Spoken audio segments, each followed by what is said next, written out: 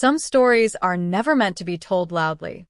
They live in quiet hearts, in sleepless nights, in tear-soaked pillows, and in memories that refuse to fade. Some loves are not remembered with smiles, but with aching silence. This is one such story, a love so pure that it hurt, so deep that it changed a life forever. In a small town hidden between misty mountains and winding rivers, lived a girl named Era. Her house stood alone at the edge of the valley, wrapped in pale morning fog and fading sunlight. It was an old wooden house, creaking with every gust of wind, as if even the walls carried memories of the past. Every dawn, Era would open her window and watch the sun rise slowly over the mountains.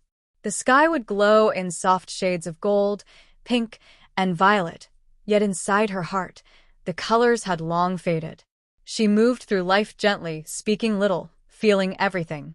People in the town saw her calm smile and assumed she was peaceful. But behind that smile lived a storm of longing, grief, and unanswered questions. Era had once known love. Years earlier, she had fallen deeply in love with a boy named Ryan. Ryan was different from everyone else. His presence felt like warmth on a cold winter morning. His laughter echoed like wind chimes in the breeze. When he spoke, it felt as though the world slowed down just to listen. They met every evening near the old river bridge on the edge of town. The bridge was made of dark, weathered wood, and beneath it flowed a gentle stream that shimmered under the setting sun. Fireflies danced above the water at dusk, turning the air into something magical. Era and Ryan would sit side by side, sometimes talking, often silent. In that silence, they felt closer than words could ever make them. Their hands would almost touch, hovering just inches apart, close enough to feel warmth, but never quite brave enough to intertwine. Era believed their love was eternal. She believed that some connections were stronger than time, distance, or fate itself.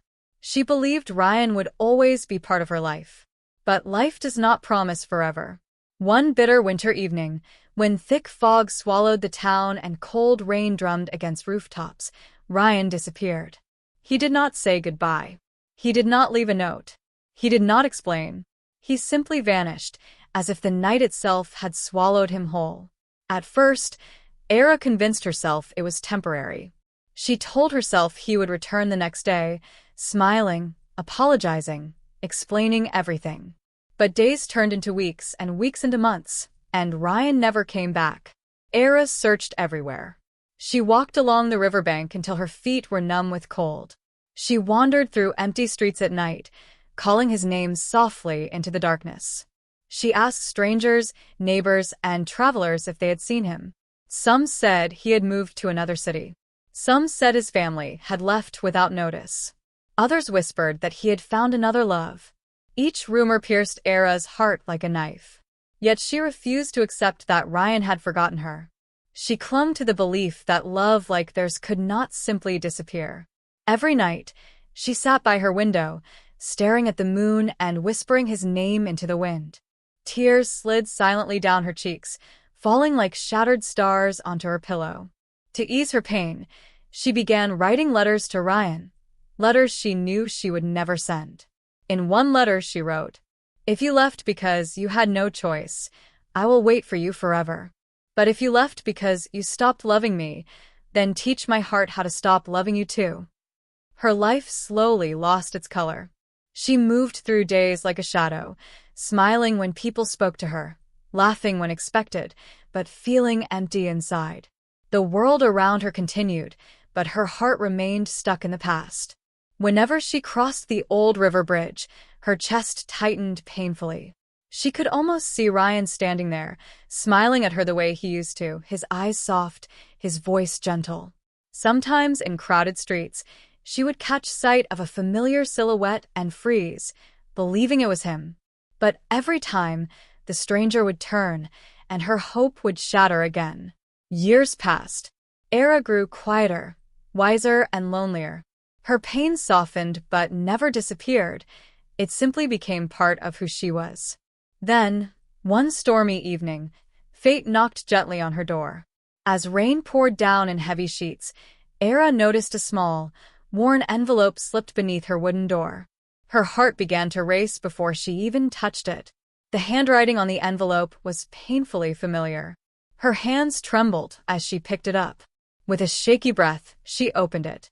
Inside was a letter from Ryan. Her vision blurred with tears as she read the first line. Era, if you are reading this, it means I was never strong enough to return while I was alive. The room seemed to spin around her. She continued reading, her heart breaking with every word. I did not leave because I stopped loving you. I left because I was dying. I was sick in a way no doctor could cure. I knew my time was limited, and I could not bear to let you watch me fade slowly before your eyes. Era dropped to her knees, clutching the letter to her chest as sobs tore from her throat. Thunder roared outside, as if the sky itself was mourning with her. Ryan had never abandoned her. He had sacrificed himself to protect her from pain. In the letter, he wrote further, I watched you from afar for as long as I could. I saw you smile and I saw you cry. Every time you laughed, my soul felt alive. Every time you searched for me, my heart shattered into pieces. Era realized that her love had never been unanswered. It had simply been hidden behind silence and sacrifice. That night, in the pouring rain, she walked slowly to the old river bridge. The water flowed just as gently as before, reflecting the pale glow of the moon. Fireflies flickered above the surface, dancing like tiny memories in the dark. She stood in the center of the bridge, closing her eyes, letting the cold wind brush against her face, as though Ryan were standing beside her once more. Her voice trembled as she whispered into the night. You didn't leave me, you protected me. For the first time in years, her tears were not only of pain, they were of understanding, acceptance, and bittersweet peace. In that quiet moment, something shifted inside her heart. The heavy weight of grief slowly softened into a gentle warmth.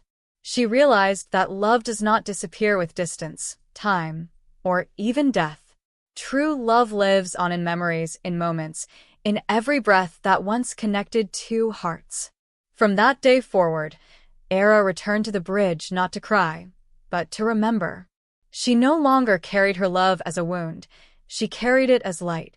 She began helping others in the town, those who were broken, lonely, or grieving. People came to her when their hearts were shattered, and she listened without judgment. When she spoke, it felt like healing rain falling gently on tired souls. They said Era had a way of turning pain into hope. Every evening, as the sun dipped below the horizon, she stood by her window and watched the sky paint itself in soft colors of gold and lavender. She no longer waited in sorrow.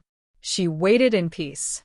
Because deep in her heart, she knew that somewhere beyond this world, Ryan was watching over her, smiling, loving, and at rest.